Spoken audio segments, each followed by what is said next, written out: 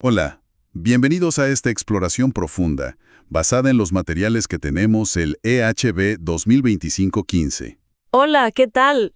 Hoy nos metemos con un tema que, bueno, muchos creen conocer bien, las parábolas de Jesús. Ah, sí, un clásico. Pero queremos ir un poco más allá, ¿no? No solo las historias en sí. Nos vamos a centrar en ese viaje fascinante, a veces desconcertante, de cómo se han interpretado. Casi 2000 años de interpretaciones. Exacto. Los documentos nos llevan desde lo básico, la definición, hasta esos grandes debates históricos. ¿Eran alegorías con claves secretas o mensajes más bien directos? Un debate clave. Sí. Y también por qué las usaba Jesús, y claro, cómo podemos acercarnos a ellas hoy. A mí personalmente me intriga mucho cómo una misma historia ha podido significar cosas tan distintas en diferentes momentos. Cambia muchísimo. Y esta idea de que Jesús quizás las usaba como una especie de mesa de diálogo, como un terreno común para encontrarse con la gente, incluso para confrontar, ¿no? Interesante perspectiva. Y me encantó esa analogía que aparece en los materiales, la de que a veces son como un chiste local, un charrasquillo, que si no te explican el contexto, pues simplemente no le agarras la onda, no lo pillas. Es una imagen muy buena, sí. Describe perfectamente el problema. Bueno, pues vamos a desglosar esto. Empecemos por el principio. ¿Qué era exactamente una parábola en su origen? Perfecto punto de partida. Y es que este análisis es, yo diría, vital, porque las parábolas parecen sencillas, ¿verdad? Pero son centrales en la enseñanza de Jesús. Totalmente. Y es muy fácil entenderlas mal. Esa simplicidad aparente, pues, esconde capas de significado y dependen un montón del contexto. Claro. Como bien decías, la forma de leerlas ha cambiado radicalmente. Y eso, claro, impacta directo en cómo entendemos el mensaje de Jesús. No son solo cuentos morales sin tiempo, ¿eh? Eran herramientas vivas en un contexto súper específico. Entendido. Entonces, si vamos a la palabra griega, la griega es parábola. Algo así como poner al lado para comparar. Jesús mismo preguntaba, ¿a qué compararé? Exacto. Pero mencionas que la palabra hebrea equivalente, mashal, era mucho más flexible, Más amplia. muchísimo más amplia. Mashal era un término increíblemente elástico en el judaísmo del primer siglo. Podía ser un proverbio corto, un símil, una metáfora, un acertijo, Ajá. una alegoría breve o una historia más larga como las que asociamos con Jesús. La audiencia original estaba súper acostumbrada a esta flexibilidad del lenguaje figurado. O sea, no tenían nuestras categorías tan estrictas para nada. Esas categorías que separan tan tajantemente una parábola con un solo punto de una alegoría con múltiples detalles simbólicos. Eso vino después. Ah, mira. Es una influencia posterior de la retórica griega. La distinción, digamos, la impusimos nosotros, mucho después. Piensa en figuras como Adolf Jülicher, a finales del siglo XIX. Entiendo. Para la gente que escuchaba a Jesús, pues una buena historia podía tener varios niveles de significado, sin problema. Eran en esencia como analogías extendidas. Usaban lo cotidiano, lo familiar. La siembra, la pesca. Eso, las deudas, las fiestas, todo eso como ventanas. Ventanas a las realidades del reino de Dios. Y ahí es donde históricamente la cosa se empieza a complicar. Cierto, el gran debate, parábola o alegoría. Justo ahí. Los materiales dicen que durante siglos, casi 1800 años, dominó la interpretación alegórica. O sea, buscar significados ocultos en cada detalle. En todo, sí. Una locura a veces. El ejemplo clásico que siempre se menciona es Agustín con el buen samaritano. Que si el viajero es Adán, Jerusalén el cielo, Jericó la mortalidad. Los ladrones, el diablo y sus ángeles. Exacto. El sacerdote y el levita, la ley y los profetas que nos salvan. El samaritano es Cristo, el aceite y vino los sacramentos, la posada la iglesia. Uf, suena elaboradísimo. Elaboradísimo. Y bueno, demuestra un ingenio teológico increíble, ¿no? Pero desde una perspectiva de interpretación histórica, es problemático. ¿Por qué? Pues fíjate, esa interpretación de Agustín ignora por completo la pregunta original que lanzó la parábola. ¿Quién es mi prójimo? Cierto. Y también el mandato final de Jesús. Ve y haz tú lo mismo. Al centrarse tanto en descifrar símbolos ocultos, se perdía el impacto directo, la llamada a la acción. Claro. Se volvía más un ejercicio intelectual. Exacto.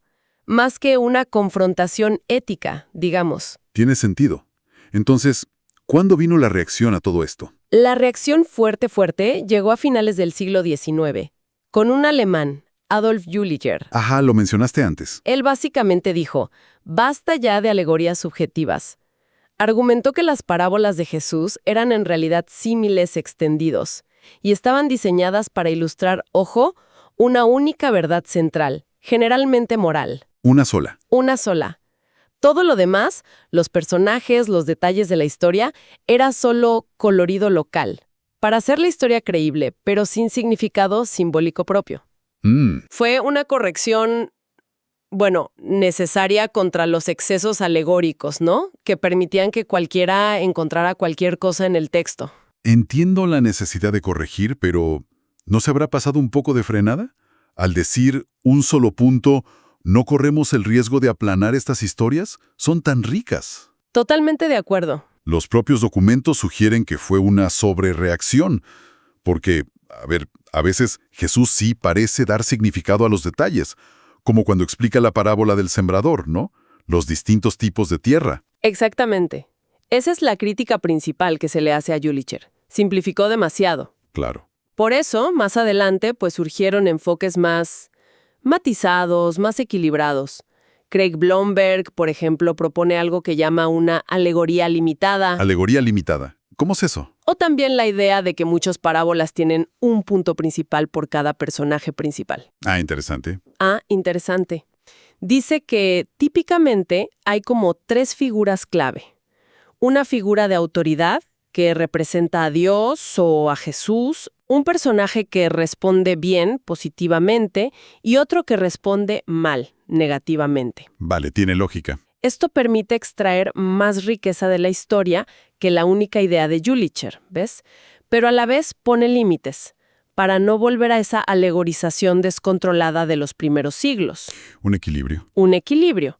Como advierten Fee y Stuart, que se citan en los materiales, el peligro siempre es sobreinterpretar. Claro, inventar cosas. Exacto. La guía sería, busca el mensaje principal, el que está claro, pero permite que detalles o personajes tengan un peso simbólico si el propio texto o el contexto lo sugieren, fuertemente. No inventar símbolos donde no los hay. Vale, eso suena mucho más razonable. Ahora, volvamos a Jesús mismo. ¿Por qué las usaba? Parece que no era solo para hacer las cosas más fáciles de entender. No, para nada. Mateo 13 sugiere algo más complejo, como un propósito doble. Así es. Y este es un punto crucial y a veces un poco incómodo, ¿no? ¿Incómodo por qué? Porque, por un lado, las parábolas servían para revelar los misterios del reino, a aquellos que estaban abiertos, a los que tenían oídos para oír, como decía Jesús. A los discípulos, por ejemplo, les explicaba en privado. Justo.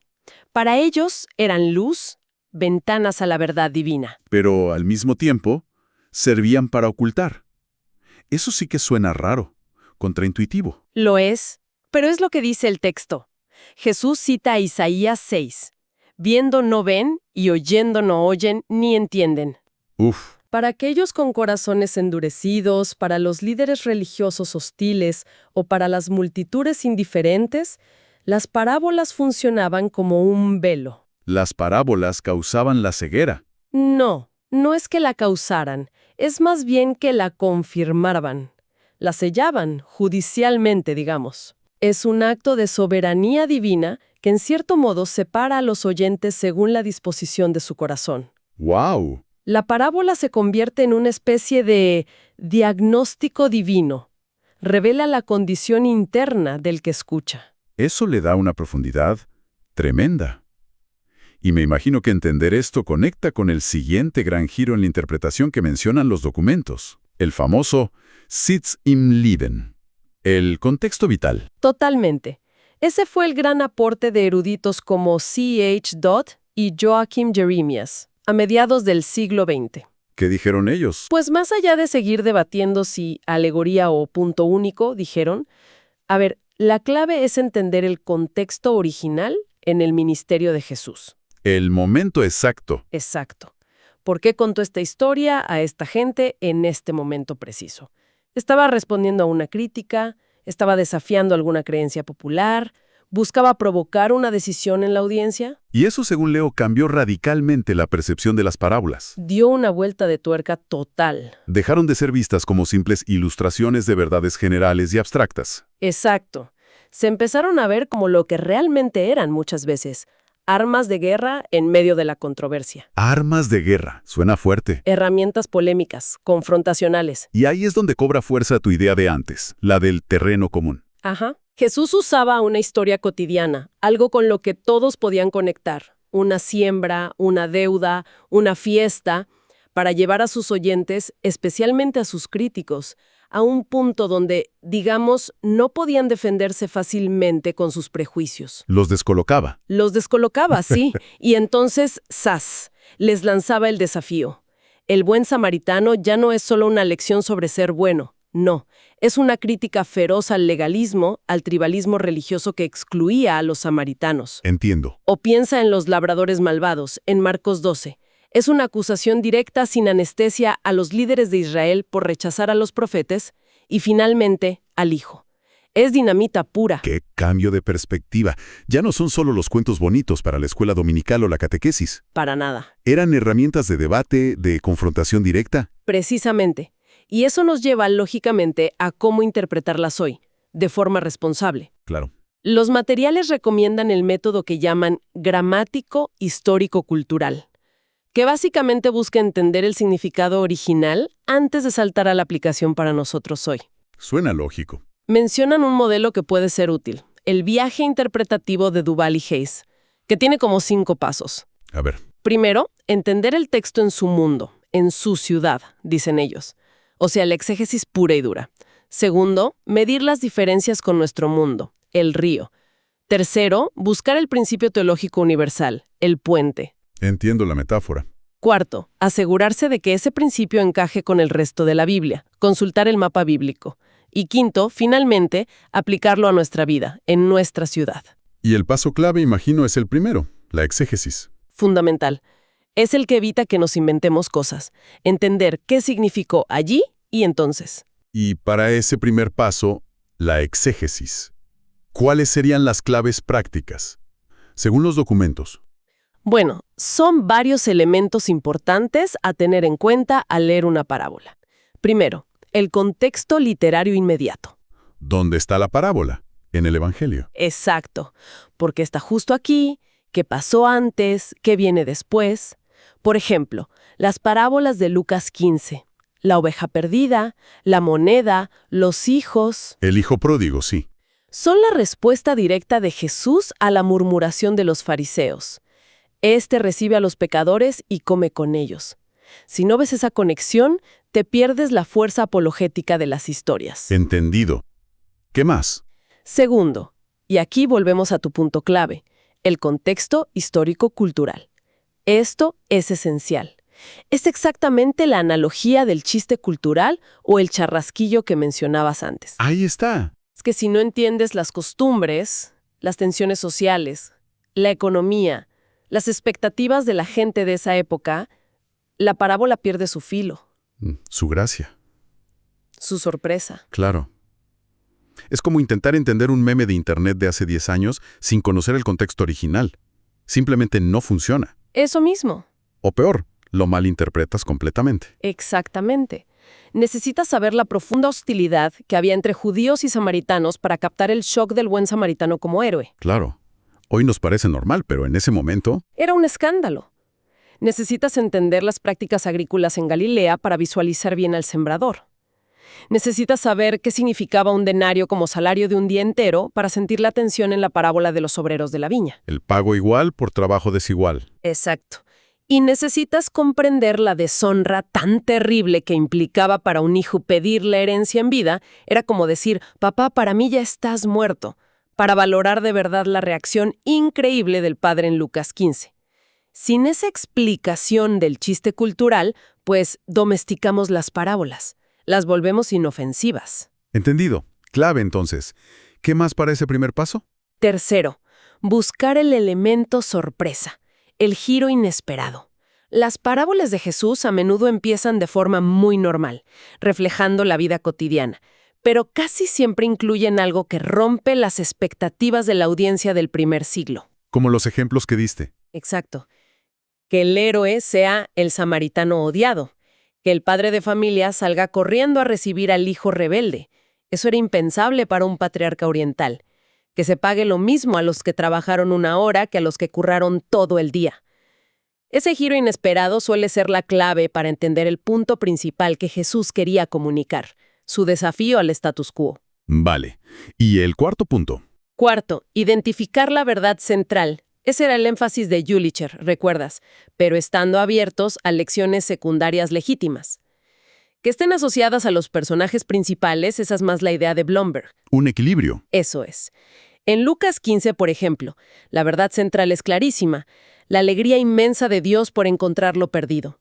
Pero obviamente hay lecciones secundarias sobre el arrepentimiento sincero con el hijo menor y sobre el peligro del legalismo resentido con el hijo mayor. Cierto, cierto. ¿Y el quinto? Y quinto, reconocer la interpelación, la decisión que se requiere.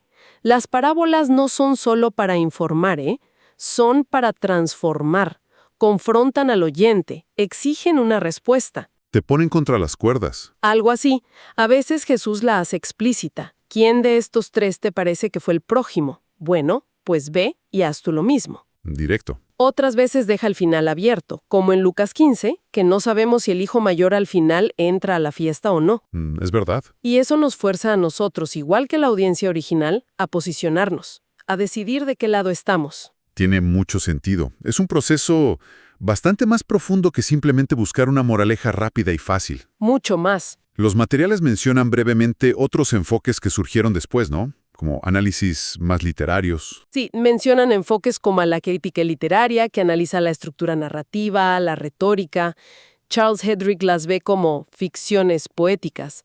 Son perspectivas interesantes, aunque a veces, como señalan los propios materiales, pueden restar importancia al contexto histórico original. Entiendo. Y también hay que ser conscientes, claro, de perspectivas teológicas específicas. Por ejemplo, algunas interpretaciones dispensacionalistas ven las parábolas de Mateo 13 como profecías detalladas de la era de la Iglesia después del supuesto rechazo del reino por Israel. Ah, ok. O la perspectiva unicitaria pentecostal, que ve las figuras de autoridad en las parábolas como manifestaciones del único Dios en Cristo, no necesariamente como un padre distinto del Hijo. Son lentes interpretativos adicionales que existen. Vale. Pero el método histórico-cultural busca ser, digamos, el punto de partida más objetivo posible antes de aplicar otros lentes. Entonces, recapitulando un poco este viaje interpretativo que hemos hecho. Pasamos de ver las parábolas como cofres llenos de secretos alegóricos, Ajá. a verlas como historias con un solo mensaje moral, quizás demasiado simple, La reacción de Jülicher. y finalmente a entenderlas como herramientas súper dinámicas, a veces polémicas, usadas por Jesús en un contexto muy real, muy conflictivo. Exacto. Y esta idea de que necesitan la explicación del chiste cultural me parece fundamental, para no quitarle su poder original, su filo. Absolutamente. La meta es una lectura responsable. Ese viaje interpretativo es un buen marco, una buena guía. Escuchar primero la voz de Jesús en su contexto. Entender su intención para ellos, para su audiencia original. Antes de saltar a nosotros. Antes de preguntarnos qué significa para nosotros hoy, las parábolas no son reliquias arqueológicas, ¿eh? Si las leemos bien, siguen siendo palabras vivas, cargadas de desafío y también de gracia. Nos interpelan directamente hoy. ¿Siguen hablando? Siguen hablando, pero requieren una respuesta informada, no basada en ocurrencias personales o en lo que a mí me parece, sino en un esfuerzo honesto por entender qué dijo Jesús y por qué lo dijo de esa manera. Y como reflexión final, me quedó resonando eso que destacan los documentos, que las parábolas funcionan como un diagnóstico divino del corazón. Es una imagen potente, sí. Quizás sea interesante que quien nos escucha se pregunte, a ver, ¿con qué personajes de las parábolas tiendo yo a identificarme más? Así, espontáneamente. ¿Soy el hijo pródigo? ¿El fariseo orgulloso? ¿El siervo fiel? ¿El administrador astuto? ¿La semilla en tierra pedregosa? Buena pregunta. ¿Y cuáles me generan más rechazo o más incomprensión? Quizás esa resonancia o esa fricción nos está diciendo algo sobre nuestras propias suposiciones, sobre Dios, sobre la gracia, la justicia, o sobre nosotros mismos. Sin duda. Algo potente en qué seguir pensando después de esta charla. Una excelente invitación a la reflexión personal. Sí, señor. Con esto, pues concluimos nuestra exploración de hoy. Muchas gracias por acompañarnos. Gracias.